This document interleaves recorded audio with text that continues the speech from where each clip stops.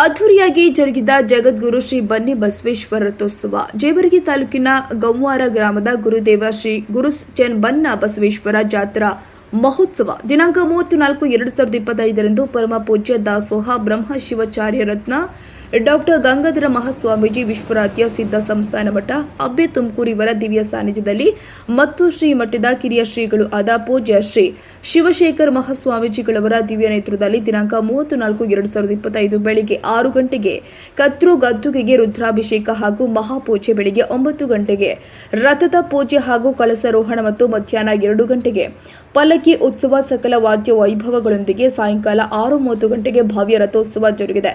ಜಾತ್ರಾ ಮಹೋತ್ಸವದ ಅಂಗವಾಗಿ ಕಬಡ್ಡಿ ಕಾರ್ಯಕ್ರಮ, ರಸಮಂಜರಿ ಕಾರ್ಯಕ್ರಮ ಸೇರಿ ಹಲವಾರು ಧಾರ್ಮಿಕ ಹಾಗೂ ಸಾಂಸ್ಕೃತಿಕ ಕಾರ್ಯಕ್ರಮಗಳು ಜರುಗಿದವು. ಈ ಸಂದರ್ಭದಲ್ಲಿ ಶಶಿಕುಮಾರ್ ತೋಪ, ಕಟ್ಟಿ ಹಿರೇಮಠ, ಶಾಂತೇಗೌಡ ಮಾಲಿಪಾಟೀಲ್, ಕಲ್ಯಾಣ್ ಕುಮಾರ್ ಸಂಗವಿ, ದೇವನಗೌಡ ರೋಗಿ, ಸಂತೋಷ ಜೈನಾಪುರ್, ಚನ್ನಬಸಪ್ಪ ಅಂಗಡಿ, ನಿಂಗನಗೌಡ ನಂದೂರ್, ಗುರಣ್ಣ ಜೈನಾಪುರ್, ಈರಣ್ಣ ಸಾಹು ಅವಲ್ದಾರ್, ಶಿವಶ ರಣಪ್ಪ ಮಾಸ್ತರ್, ಚನ್ನಬಸಪ್ಪ ಬಿರಾದರ್ ಸೇರಿ ಹಲವು ಗಣ್ಯರು ಭಾಗಿಯಾಗಿದ್ದರು.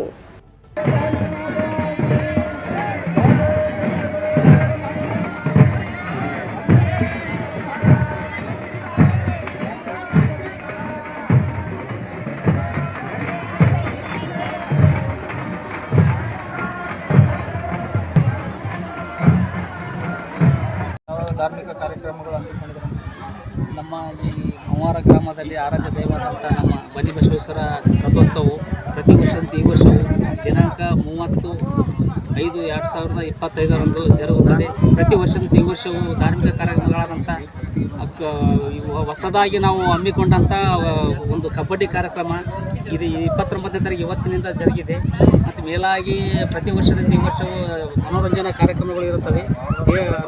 ರಥೋತ್ಸವ ಮುಗಿದ ನಂತರ ಮನೋರಂಜನಾ ಕಾರ್ಯಕ್ರಮಗಳು ಜರುಗುತ್ತವೆ. ಪ್ರತಿ ವರ್ಷದಂತೆ ರಥೋತ್ಸವ ಮರುದಿನ ಅಂದರೆ ದಿನಾಂಕ 31ನೇ ತಾರೀಕು 1ನೇ ತಾರೀಕು ಇದು ಧ್ವಜಾರೋಹಣವನ್ನು ಮಾಡಿ ಗ್ರಾಮದ ವತಿಯಿಂದ ಎಲ್ಲ ಸದ್ಭಕ್ತರು ಗೌವಾರ ಗ್ರಾಮಕ್ಕೆ ತಂದ ಮೇಲೆ ತೇರು ಸಾಗುತ್ತದೆ. ನಿಮ್ಮ ಹೆಸರು? ಶರಣಯ್ಯ ಸ್ವಾಮಿ ಗಂಧದ ಮಠ. ಎಷ್ಟು ವರ್ಷದಿಂದ ನಡ್ಕೊಂಡು ಬಂದಿದೆ ಸರ್? 3 ವರ್ಷ. 3 ವರ್ಷ ತಂದು ಮುಟ್ಟಿದ ಮೇಲೆ ಏನದ ಮುಂದೆ ತೇರು ಕಂಟಿನ್ಯೂ ಆಗ್ತದ. ಪ್ರತಿ ವರ್ಷದಂತೆ ಈ ವರ್ಷವೂ ಜನ ಎಲ್ಲಿ ನೋಡಿದ್ರು ಜನಸ್ತೋಮ ಇತ್ತು. ಮತ್ತೇನದ ಭಕ್ತರಿಗೆ ಪ್ರಸಾದ ವ್ಯವಸ್ಥೆ ಇತ್ತು.